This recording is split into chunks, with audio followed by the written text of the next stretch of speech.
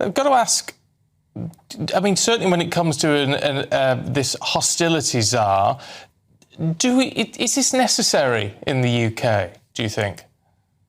Good morning, and thank you so much for having me on. This appears to be yet another bizarre and desperate effort by the Labour Party aimed at saving the Muslim vote. In fact, they appear driven by an overwhelming anxiety about losing a crucial segment of their vote base. Everything sounds not too bad in theory, but when it comes to practicality, it does seem to ring alarm bells. I mean, there is a special representative on anti-Muslim hostility who will likely to be appointed based on the endorsement of a lobby advocating for the legal definition of Islamophobia. This lobby seeks to shut down criticism of all shades of Islam, and their efforts have nothing to do with protecting Muslims as people. Then there are proposed regulations to address divisive content and to ensure trusted news sources, which means these plans are likely to restrict free speech in our society. This approach could lead to a crackdown on divisive content online. However, who will decide or define what constitutes divisive content? If everyone agreed or was compelled to agree on everything, it would not foster a genuine debate or discussion that is, again, not something desirable in a vibrant democracy such as ours. This report defines, again, the prejudicial stereotyping of Muslims as part of a collective group with specific characteristics designed to stir up hatred against them. This is similar to the definition of Islamophobia, and this could lead to have blasphemy laws by the back doors. In these plans, again, flying English, Scottish, and Union flags has been labeled as tools of hate, and the misuse of national symbols to exclude or intimidate. I think this is very divisive.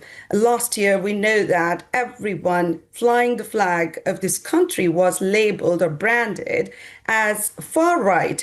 I mean, there are some policies mentioned in these plans that could represent a significant breakthroughs if taken seriously. But the risk is that while some negative aspect of the strategy may materialize, the positive outcomes will be overlooked in a bid to appease the religious and cultural zealots.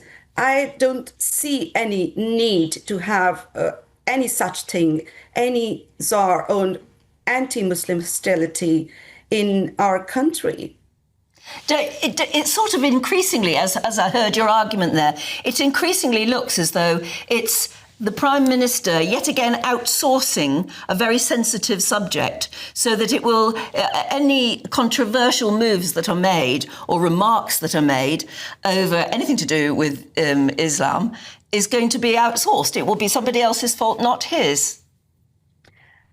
As I said, it's very divisive. The tone of these plans are very divisive. And we have to admit that there has been a willful reluctance in dealing issues related to integration. And in these plans, it is mentioned that integration is a two-way, street. So it is not a positive way to put out your plans to deal with this situation. And whenever there would be any criticism of Islam or anything which is related to and associated with Islam, that would be shut down by saying that this may incite anti-Muslim bigotry, whereas the reality is anti-Muslim bigotry is entirely different from criticism of Islam, which is a set of ideas.